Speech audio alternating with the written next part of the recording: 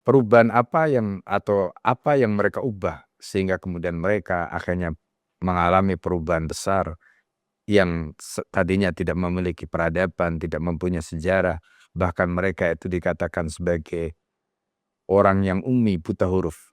Sampai kemudian akhirnya mereka menjadi bangsa, menjadi umat yang luar biasa. Jawabannya adalah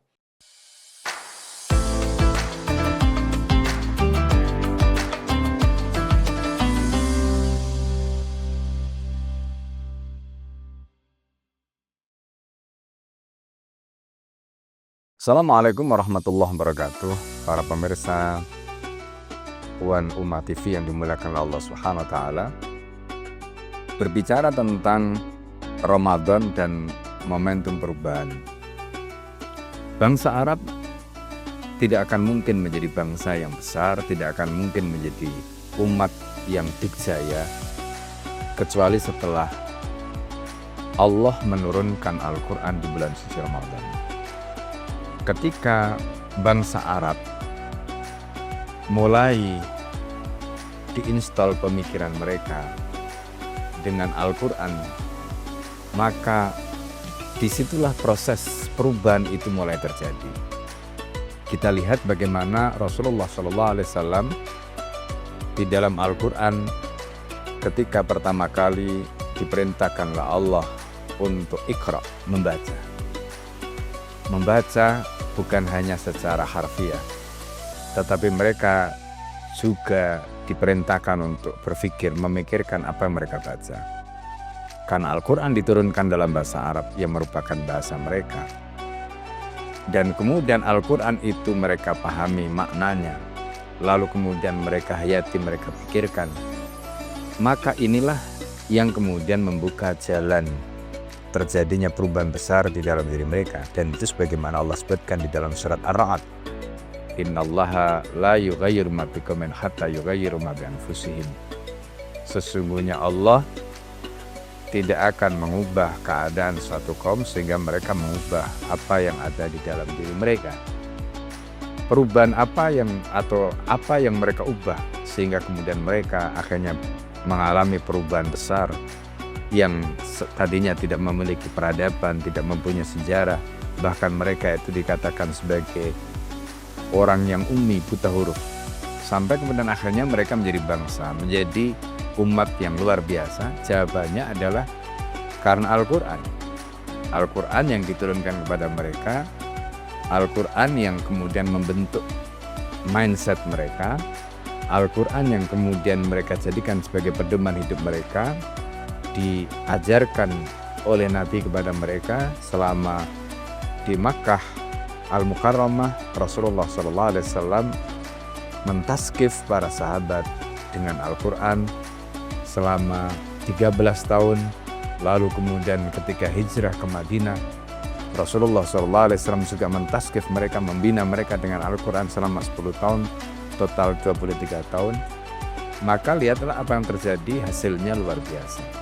Bagaimana kemudian mereka, bangsa yang tadinya tidak memiliki sejarah, bangsa yang tadinya tidak punya posisi sama sekali, tidak diperhitungkan oleh siapapun, kemudian akhirnya mereka mencetak sejarah yang luar biasa. Bangsa yang tadinya merupakan bangsa penggembala, bangsa yang tadinya mereka tinggal di gurun dan nomaden, sebagaimana kebiasaan orang Badui tinggal di pedalaman, berpindah-pindah tempat. Tapi akhirnya dengan Al-Quran, mereka kemudian memahami jalan hidup mereka. Dari mana, untuk apa, dan mau kemana. Itu yang diajarkan di dalam Al-Quran. Coba perhatikan ketika Allah misalnya menyampaikan, kaifa takfuruna billahi wa kuntum amwatan fahyakum. Bagaimana kalian kufur kepada Allah? Wa kuntum amwatan, sementara kalian sebelumnya mati. Fahyakum, kemudian Allah menghidupkan kalian. Summa yumitukum, lalu kemudian dia mematikan kalian. Summa yuhyikum, kemudian Allah menghidupkan kalian. Summa ilaihi turja'un, kemudian pada Allah kalian akan dikembalikan. Ayat ini menjelaskan kepada kita, kepada mereka, bagaimana roadmap, bagaimana peta jalan hidup mereka dari tidak ada, di mana mereka itu adalah makhluknya Allah, kemudian ada untuk apa mereka ada. Wa ma khalaqtul jinna wal insa illa liya'budun. Kami tidak menciptakan jin dan manusia kecuali untuk beribadah. Mereka paham tujuan hidup mereka, visi mereka, misi mereka.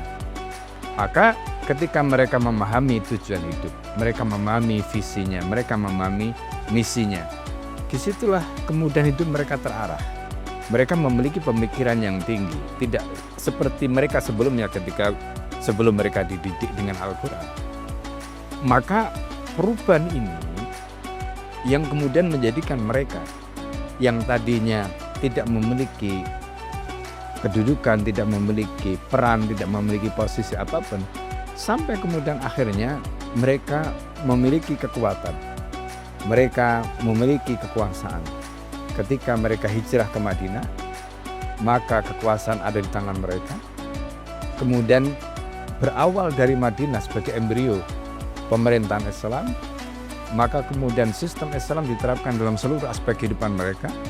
Ada pemerintahan, ada politik, ada ekonomi, ada sosial, ada sanksi hukum, ada pendidikan, ada politik luar negeri. Semua itu diterapkan di dalam sistem kehidupan mereka. Dan itulah yang kemudian dirangkum di dalam Al-Quran surat Al-Maidah ayat 3. Al-yawma akmaltu lakum dinakum wa atmamtu alaikum nikmati wa raditu lakum al-Islam madinah. Hari ini, kata Allah, aku telah sempurnakan untuk kalian agama kalian, dan aku sempurnakan nikmatku untuk kalian, dan aku ridai Islam menjadi agama kalian. Ayat ini menutup rangkaian dari keseluruhan fase turunnya Al-Quran di bulan suci Ramadan yang kemudian membawa perubahan secara menyeluruh di dalam kehidupan umat manusia, bukan hanya umat Islam. Karena ketika mereka memiliki kekuasaan di Madinah, dan kemudian bagaimana kekuasaan itu diterapkan dengan begitu rupa sebaik-baiknya, keadilan terpancar, maka kemudian akhirnya cahaya Islam itu tersebar di seluruh Jazirah Arab. Hanya dalam waktu 9 tahun, maka seluruh Jazirah Arab akhirnya tunduk pada kekuasaan mereka, dan akhirnya negara Madinah ini betul-betul membawa perubahan dan menjadi mercusuar peradaban di dunia. Assalamualaikum warahmatullahi wabarakatuh.